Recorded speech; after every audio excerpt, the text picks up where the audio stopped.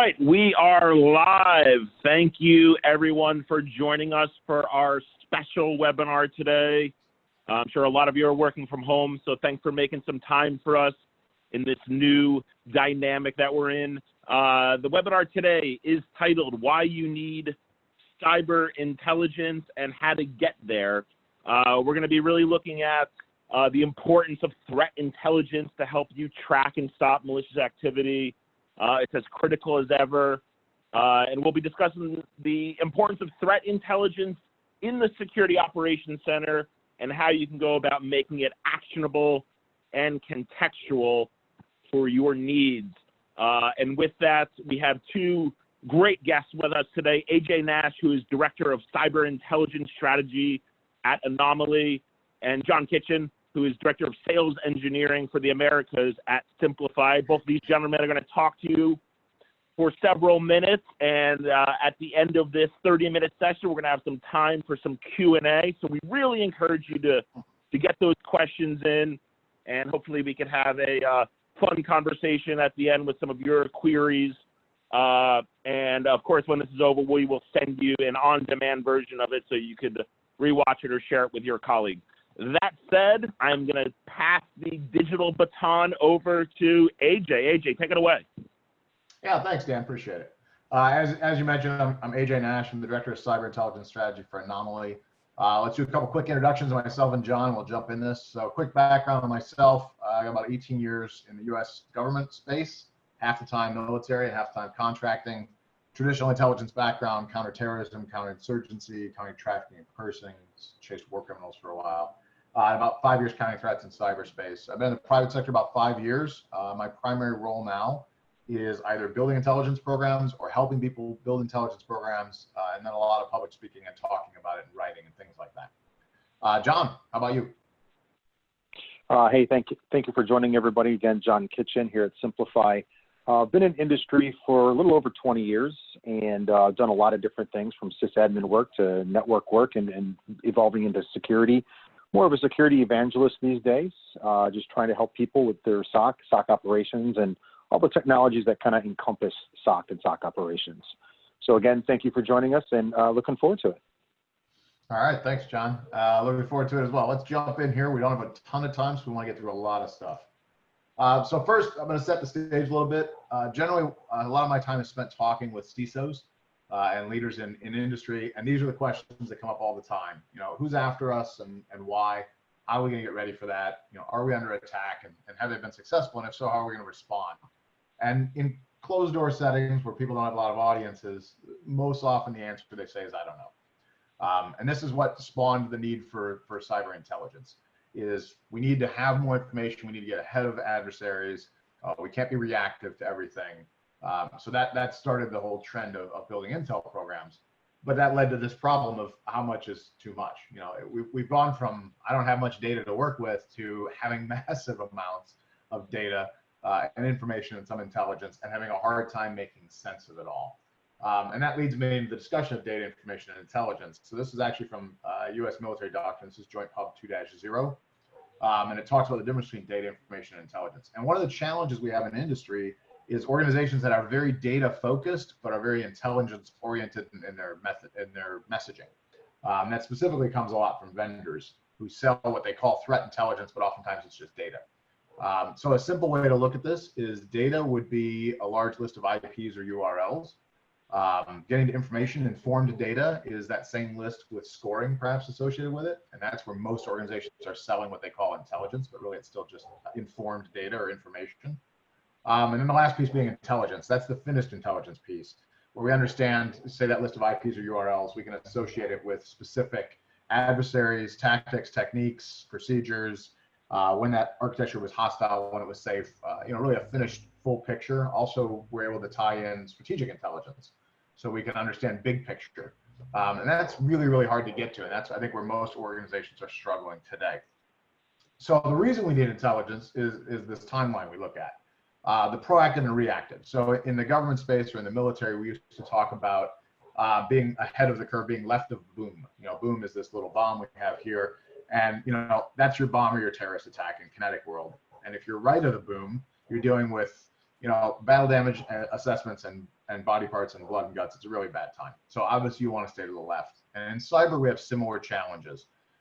We don't have as much carnage, hopefully, but on the cyber side of things, if we're to the right of the boom, it's 24-hour operations and it's incident response, and it's really, really challenging. So we want to stay left. And the only way to get left and be proactive is through intelligence. We have to be able to understand adversaries, understand the environment and the threat landscape, and what might be coming at us, not just what's already happened and living on the wire. And that opens up a lot of responsibilities for us in terms of our collection, in making sure that we understand exactly what we have access to and how we're going to process that information. So once we've decided we want to get left of boom, we want to get proactive, we talk about doing it systematically. This is the intelligence cycle. Again, this is straight out of government documentation. This has been prettied up a little bit, but there's a lot of versions with 5 boxes or 6 boxes. They're all essentially the same. And the key piece here, and where we see a lot of challenges again in the industry, is planning and direction. Where do we start? A lot of organizations have committed to doing intelligence, to building intelligence programs, but then we have a challenge where we fall down because we don't have a really solid direction and solid planning. We haven't sat down and discussed what our mission is, what our vision is going to be. We haven't put together an understanding of who our stakeholders are. We haven't collected the information we need to build intelligence requirements. And without that clarity, everything else really starts to be very difficult. Once we understand who we're providing intelligence for and why and what their needs are, then we can start discussing collection. How do we build a collection platform? How do we get the right vendors to give us the right material versus what we have inside of our own environments? How do we get the right tools and technologies to go with that so we can process that? And then analysis and production, how we can build out intelligence products and dissemination, which can be anything from written products or emails or texts that we're sending people, but that also includes the technical dissemination, whether it's machine to machine. And also we're going to talk, I know a little bit later, John's going to get into SOAR, right? How do we actually make use of the intelligence we're creating? How do we get to actions? So, this is a really important piece of this puzzle, again, is this planning and direction. Organizations generally are not doing this, or not doing it well, at least.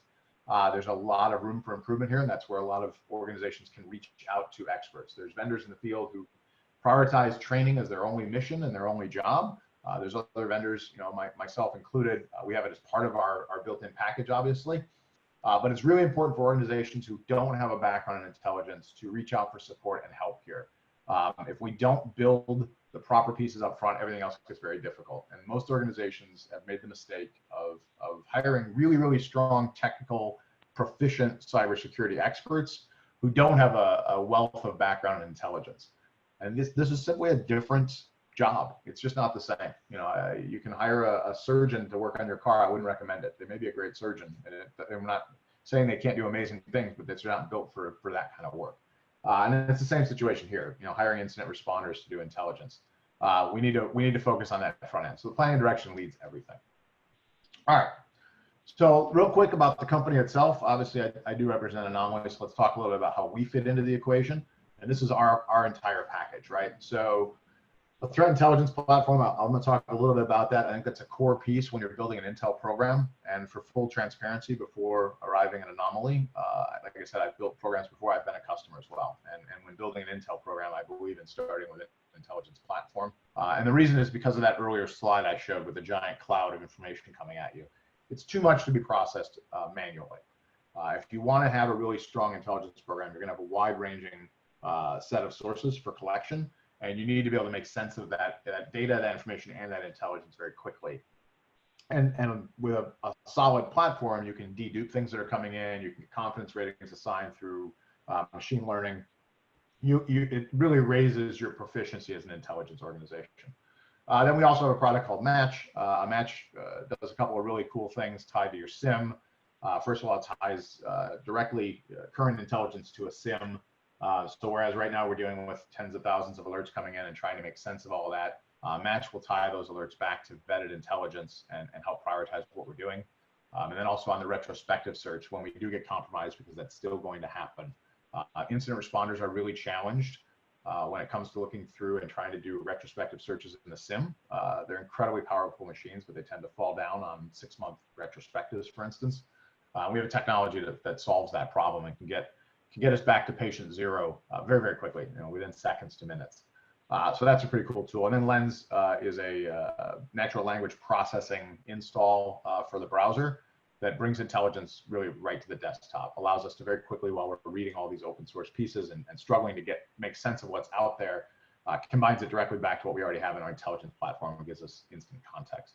And then you've got, intelligence marketplace and the integrator and the SDK. So we have the opportunity for people to build their own software development kits, to build their own integrations into our platform. We also have the largest marketplace in the world. We've got about 45 vendors in our marketplace right now and growing every day, and building relationships with incredible companies like Siemplify on the SOAR piece, obviously, and then professional services to help wrap it all up. As I mentioned, training, whether it's upskilling personnel or up-leveling programs, or just helping people make better use of the tools and technologies that we provide. It's really important to have partnerships with organizations that have that skill set that can help you move forward as you're building an Intel program. All right, and then the last piece for me, we'll talk about this for about a couple minutes here, and I'm gonna pass to John, is this is the full picture. This is what intelligence programs end up looking like start to finish. You can see a massive amount of collection at the top. I just gave some examples. I'm sure there's some logos I left out, but I try to be unbiased. But in different categories, anything from open source to some of the premium vendors, where you're talking about deep and dark web vendors, where you're talking about telemetry vendors, also malware specific, for instance, all sorts of technologies there. The ISACs, I think ISACs play a big role in collection and information sharing. We need to work more on sharing more information together, but they're very important. And of course, the government provides some really interesting pieces that we should be able to sign up for. But being able to work that, again, through a platform, as I mentioned, having a platform that allows us to make sense of all this massive amount of collection, and then tie that back to the SIM. I talked about Anomali match where it goes, and then Siemplify, obviously a SOAR platform, right? Being in a position where you can take that intelligence and put it into action. People often ask, I've got all this stuff, but what do I do with it?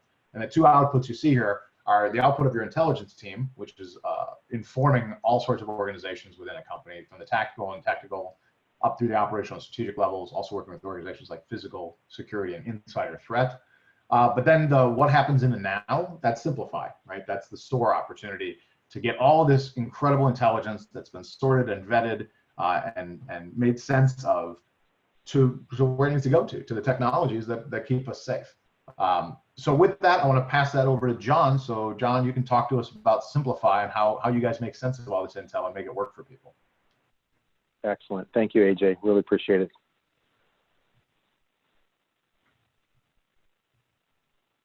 So, Siemplify, some of you may be familiar with what we are, who we are, and what we're not, or maybe you're not at all. So what are we? We are a security orchestration, automation, and response tool platform. We're that workbench, right? So when you're in your SOC, and like AJ talked about a moment ago, you're trying to bring all of these tools together to make them work in one location. Possibly in a single pane of glass. We would all like that. We all talk about that, and SIMs often claim to do that to some extent. But obviously, you're not going to get every feature and function within that single pane of glass. But what we do is we offer a robust case management system that has aggregation built in from a proprietary machine learning algorithm. So we're able to kind of lump cases together that really streamline our efforts within a SOC. We offer automation and orchestration, some crisis management, investigation with some collaboration tools to be able to work together on these different issues or alerts or alarms that are coming into your organization. And then we're able to do some reporting, provide that business intelligence. Why are we doing this? What is going on? And what's important about it? Obviously, not only from that tactical level, but from the strategic level, you're going to want to know that as well. So again, like a moment ago, single pane of glass, right? I'm going to break this down into 3 different areas: detect, investigate, and respond. I'm going to talk about each of those individually because there's 3 primary phases, and you can look at this and really break this down into a lot of different other categories. However, in the detection phase, like I said, you'll want to see everything on a single pane of glass. That's extremely difficult, if not impossible, to do. What information do you want? How much information? Obviously, there's a plethora of information out there, but how much can you or your analyst or your team consume? So kind of looking at that from that perspective. And then you have all this information. So what threat assessment do you have? What contextual information is in those alerts that you're getting? Do you have a way of manipulating? Do you have run books of some sort? Do you have playbooks to automate those? So we have to look at those. And then in that, you have to figure out what's most important, looking at your alert severity. Sometimes it's going to be based on, like you see here on the slide, asset criticality. Maybe it's not. Maybe it's by amount of exposure or type of exposure or an actor or a campaign in some cases, depending on what you're looking at. And then lastly, once you have all this information together, you want to be able to respond in kind. So what does that look like? What are we going to do? Is it a single containment like we're talking about here, or is it something more? Or how many people are impacted? Is it just one single user? Is it one single business unit? Is it the entire organization? And then what is the impact of that? So trying to get all that together and comprehend it and understand it and digest it and then be able to act on it is a pretty daunting task, as you well know. So the next few slides, I'm going to go over those three phases, just in brief with a scenario. So if your IDS or IPS is alerting to C2 communication to a known bad site, right, and I'll get to why we know it's known bad here in a moment, the Siemplify SOAR is going to correlate a lot of that information for you from your SIM and from your other entities that you've got within the platform. So we're going to take that information, enrich it, and add it to a playbook. And so in some cases, you might identify, like here on the slide, the host names, the users that are impacted, any suspicious file hashes, again, being reported by Anomali, which is, again, critical to the investigation process. And then you're going to take all that information and put it into a single case, hopefully. And that's not always the case. You may have multiple cases being created at the same time. So if you kind of see over to the right-hand part of the screen there, you're going to see some of the cases that are being generated, phishing, email detector, you see something with COVID, some ransomware, things like that. And then I took a snapshot briefly of some of the entities that may be reported as you're gathering and collecting that information from the platform itself. From there, we want to move into more of an investigation phase. So what we're going to do is trying to generate a playbook if we don't have one already. Back in the days, kind of growing up in the SOC and doing SOC operations, we used to have what's called run books. What happens if I see this, or what do I do if I see that? Who do I escalate to in this case? So what we're able to do here is take that information that you're seeing. So whether we need to isolate something or we need to do more investigation work, you want to detonate something. You need to, again, you're collaborating with peers trying to get information. You'll see towards the right-hand side, you'll see the different alerts and then the insights and who's reporting it, and then a timeline as to which each one of these have been identified.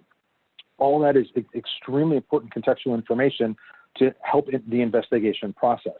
And through that, what you're then able to do is build a playbook or apply a playbook to a known type of alert, i.e. whether it's phishing or ransomware or whatever the case may be.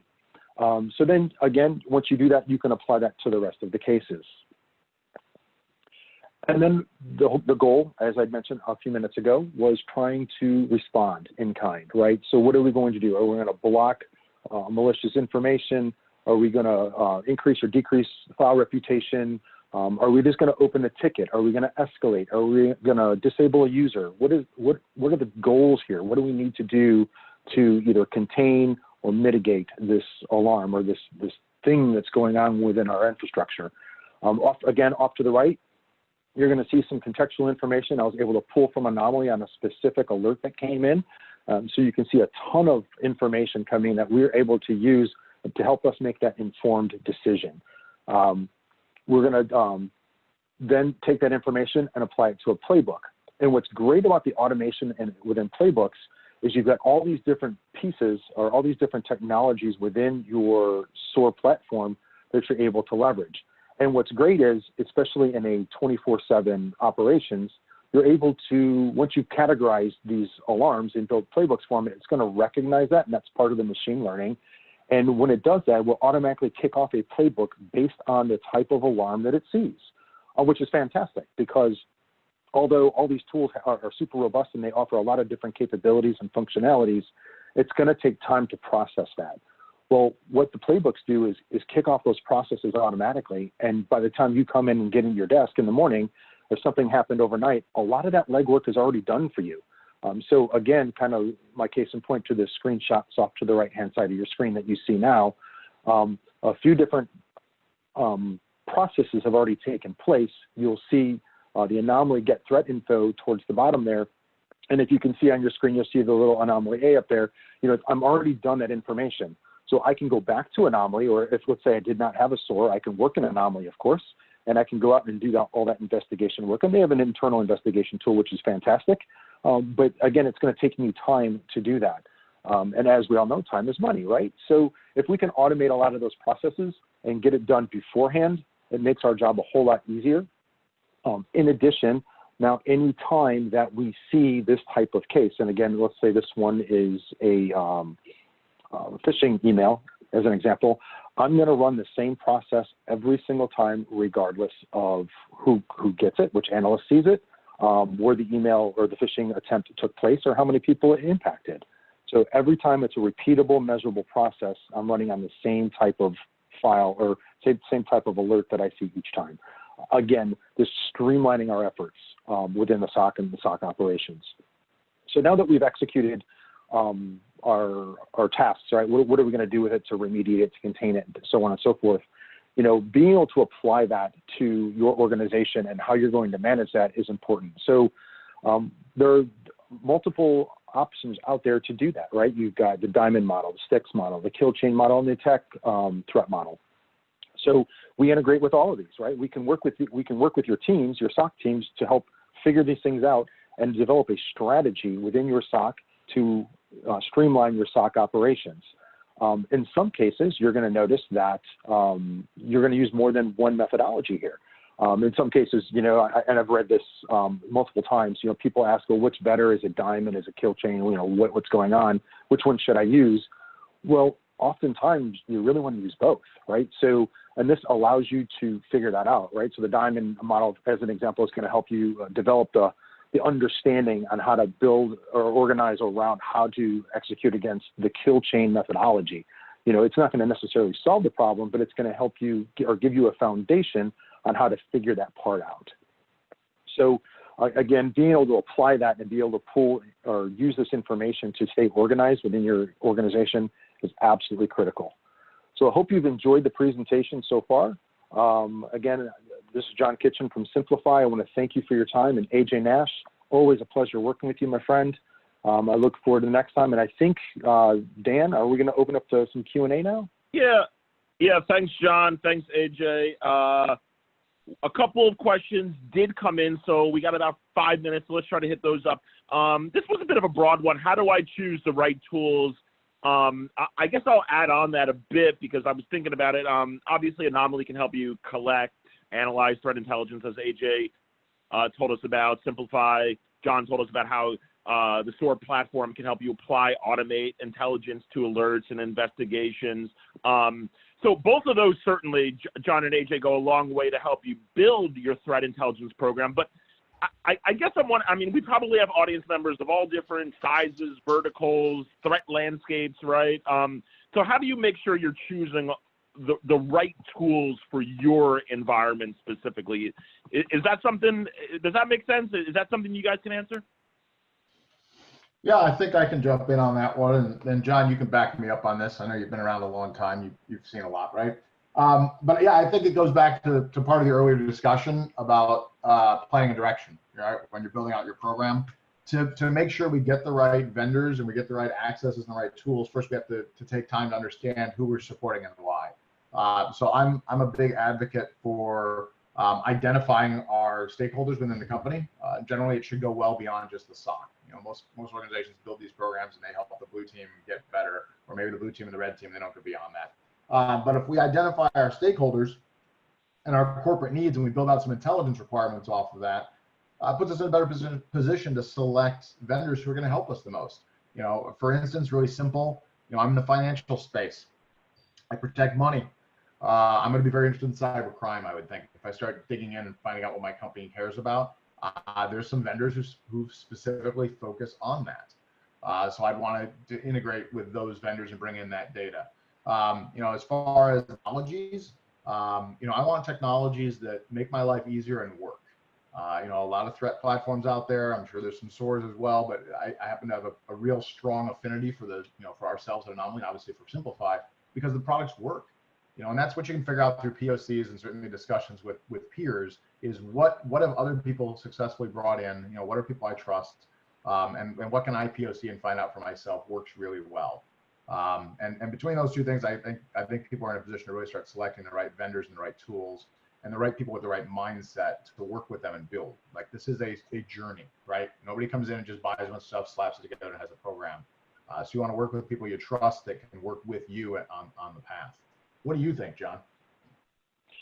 AJ, I think you really hit it on the head. You know, stakeholders is a key piece to this, and obviously interoperability is extremely important. Making sure that products will talk and work with one another, and that's one of the things that I know both Anomali and of course I hear us at Siemplify.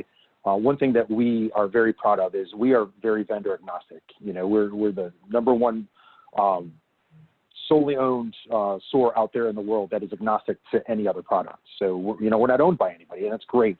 So it just demonstrates that we're willing to work with just about anybody to make your solution work. And having that, being able to do that, whether it's I talk about a security ecosystem, and making sure that all those different entities, if you will, i.e. products, work together within that ecosystem.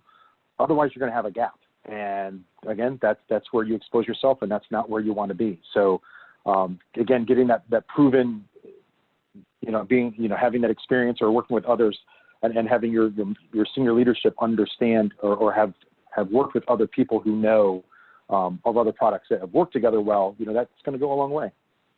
Yeah, and John, if the tools can work for you, it will go a long way, especially to help overcome, because a lot of these organizations are suffering with in-house skill shortages, so they really need to turn to outside folks for help. All right, let's finish up here with a final question that we got in, which is how long until I see value, right? Everyone wants to get their bang for their buck as quickly as possible. I would imagine, and John, I'll stick with you first, then we'll flip to AJ. There's so much volume of data that can come from threat intelligence sources and all that. So I'm wondering how soon can you work your way through all this and see value?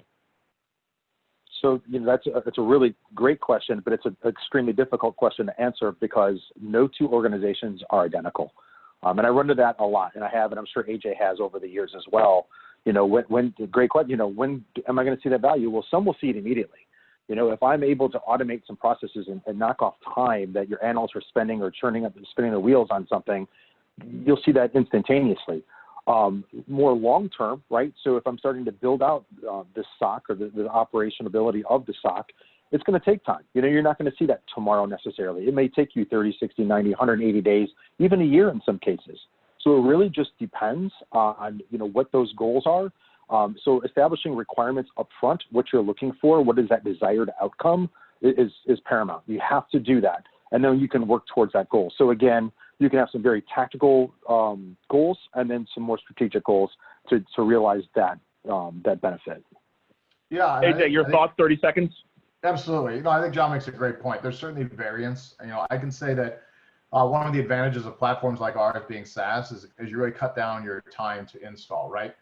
So, in the past when I've done this, the bigger obstacle really has just been procurement. You get me through procurement, you get me in the door. We can get platforms set up very quickly. And as John said, you'll see immediate value. It just is value that also grows over time. So right away, I think there's things that get done in the first 2-3 weeks that you're on and set up where you're going to see value. And then you build out that map and that of ideas and that roadmap of where you want to go. And as you bring more things in and build more processes, you'll build more value over the course of that first 3, 6, 9, 12 months. But I think it's instant value and then a growing amount of it as you go forward. Just get through procurement, and we work hard to help people with that part too. Great. Okay. All right. Let's conclude there. I do want to mention to everyone a quick plug for our community edition, which recently went live. You could check out siemplify.co/community. Download our community edition. Play around with SOAR. Access platform features, hit the ground running with ready-to-run use cases, ingest alerts, download integrations. You could do a heck of a lot with it. So check out our community edition, siemplify.co/community. And I want to thank both of our speakers today, AJ Nash, Director of Cyber Intelligence Strategy at Anomali. AJ, thank you. And John, Director of Sales Engineering at Siemplify. Both of you, thank you. And thanks to everyone for joining us.